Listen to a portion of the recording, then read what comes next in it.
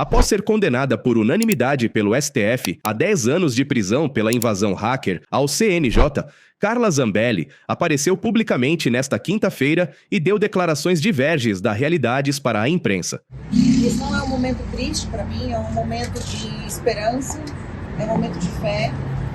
E são os momentos mais difíceis que a gente vê nas passagens bíblicas, que as pessoas tiveram que mostrar a sua verdadeira fé. Aquela fé que entende, que excede todo entendimento. A fé que não entende, que não traduz o que está acontecendo, que às vezes pergunta para Deus, Deus, o que está acontecendo comigo? Principalmente quando você é tomado por injustiça. Mas essa fé, ela permanece com esperança, com alegria e com confiança em Deus. Então, tanto eu como toda a minha família, é claro que a gente fica preocupados, mas eu estou atravessando um momento, depois de uma grande depressão que eu tive, um momento de verdade experimentar que Deus está me dando força e está me mantendo de pé. Amém! E durante todo esse momento, eu não vou faltar um momento, um segundo sequer com os meus eleitores. Então, o processo ainda não acabou, ainda há vários recursos que podem ser feitos. Um pedido de suspensão foi solicitado no dia 29 do 4, dentro da Câmara dos Deputados, está sendo analisado. Eu já tive um sinal verde de que ele vai ser pautado. Vamos esperar o melhor momento para isso acontecer, porque eu ainda tenho um tempo para poder colocar ele em pauta.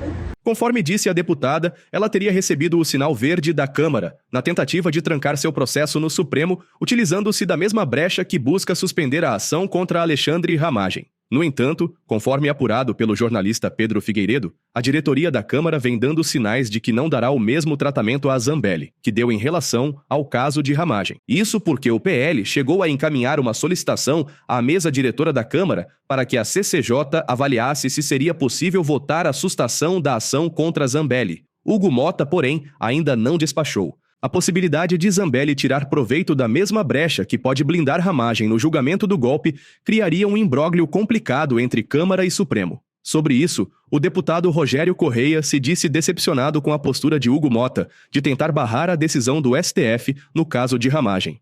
O Hugo Mota tem me decepcionado, sinceramente, porque eu acho que a direita, quando joga lenha na fogueira da extrema-direita, ela joga lenha contra a democracia. Então foi o que a direita fez com Hitler lá na Alemanha. E toda vez que a direita fica a reboque da extrema-direita, quem cresce é o neofascismo. Então realmente eu não esperava que o Hugo Mota fizesse uma ação como aquela, por exemplo, de colocar em votação algo completamente inconstitucional, querendo que o Supremo Tribunal Federal parasse de julgar Bolsonaro pelo crime cometido, que ali não era só o Ramagem, era o Bolsonaro. Ou seja, colocar lenha na fogueira do neofascismo e da extrema-direita. Isso realmente eu não esperava. Agora, ainda vai para cima do Supremo e diz que que o Supremo está ferindo a independência dos poderes. Não é verdade. Quem feriu a independência dos poderes foram os 315 deputados que quiseram acenar para a extrema-direita, incluindo o Hugo Mota. Eles é quem foram para cima do Supremo com algo completamente inconstitucional, que é paralisar uma investigação da Suprema Corte em relação a quem tentou dar um golpe contra a democracia no Brasil. Então não tem a menor razão o presidente Hugo Mota nessa questão, isso é preciso ser dito. Na mesma coletiva de hoje, Zambelli, ao lado do seu advogado, desafiou um jornalista a colocar o processo dela no ChatGPT, que a inteligência artificial apontariam contradições. Eu vou fazer um desafio para vocês. Eu fiz esse desafio com alguns deputados e faço com vocês. Eu mando a peça para vocês de decisão do Alexandre de Moraes, tá, o voto dele me condenando a 10 anos. Vocês joguem isso num chat GPT e pergunta assim para o chat: aponte, por favor, se há incongruências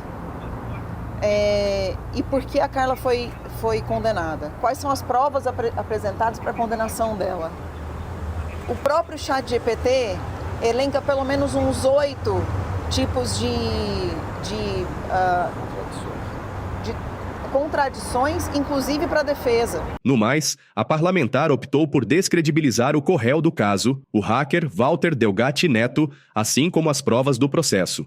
A condenação pelos crimes de invasão hacker e falsidade ideológica foi referendada na noite desta quarta-feira, com os votos do relator do caso, Alexandre de Moraes, e os ministros Flávio Dino, Cristiano Zanin, Luiz Fux e Carmen Lúcia. Além de 10 anos de prisão, a pena prevê perda do mandato e indenização de R$2 milhões.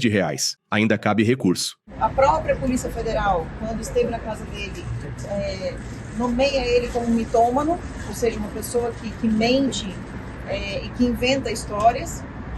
O advogado dele, eu tenho também vídeos, posso mandar para vocês, em que ele apresenta pelo menos 5 versões do porquê que o Walter Delgatti teria feito essa invasão.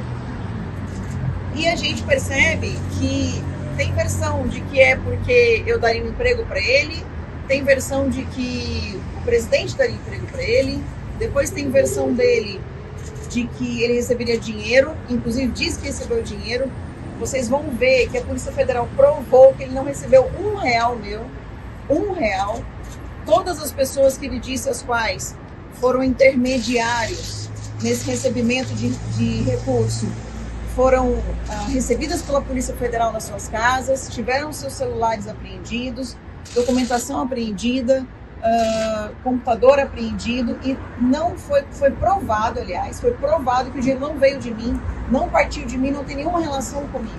E eu não iria, de forma alguma, brincar de fazer invasão ao CNJ, brincar de mandar prender o Alexandre de Moraes, ainda mais assinado pelo próprio Alexandre de Moraes. Assim, é tão ridículo que realmente, como disse a ministra Carmen Lúcia e o ministro Alexandre de Moraes, seria burrice. Seria muita burrice.